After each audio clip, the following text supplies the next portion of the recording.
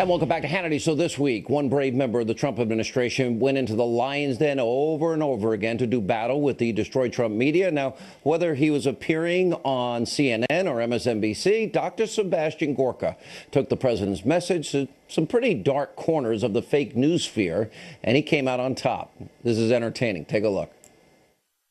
More people watch Nick at Night cartoons than CNN today. Our ratings are doing just fine. I mean, if you want to go there, our ratings are doing just fine. You are now at 13th place in national ratings, behind Nick at Night, which is at 11. You used that line on Monday, and you know, it was sort of mildly amusing on Monday. Tucker Carlson gets 4 million viewers. You barely scratched 800,000. In the last 9 months, you and your colleagues in the fake news media, CNN, MSNBC, New York Times, Washington Post. I'm going to finish. I'm going to finish. Do you know who leaked the information? Do you have those identities? I'm asking you, do you believe that... No, I'm asking you.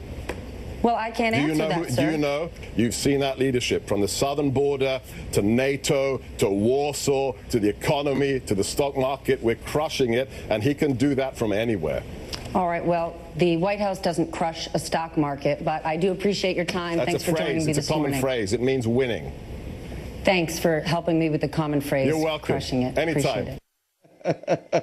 All right, a Gorka beatdown. Joining us now, the man himself, the deputy assistant to the president, Dr. Sebastian Gorka. Yeah, I just want to point out factually, 50-year reruns of Yogi Bear, 25-plus year reruns of Full House are what's on at Nick and Night that is beating CNN. So you were factually correct, and you took it to them, and I'm glad you did. Why did you decide to do it? Because sooner or later, somebody has to push back. We've got beautiful, intelligent women like Kellyanne. We've got, brave professionals like Sean Spicer. Somebody has to be the president's pit bull, and I'm ready. I'm going to take it to them. They had a reputation, Sean. They had a reputation. CNN in the war zones, MSNBC. It's gone like a puff of smoke. They have a credibility crisis. Think about what they're doing. They've been in this collusion delusion for 9 months. Not one piece of illegal evidence of any illegal activity, and they spin and they spin. They're tanking. Somebody has to make them wake up, and I'm glad to help them. Listen, it's something we do on this program almost every night, and we're giving news and information that I argue you really can't get anywhere else. And I even watched about 8 minutes last night of a CNN program. It was so shallow, so bitterly partisan, so absolutely factually inaccurate that I couldn't take it anymore. And I tweeted it out, and people wrote, why did you waste 8 minutes of your life? We know it's fake news. But here's the issue.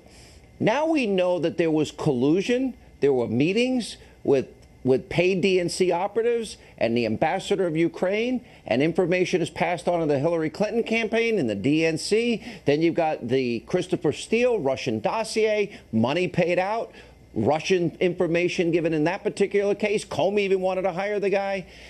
There's so much more evidence of collusion on the other side, and nobody else is talking about it. This isn't funny at this point.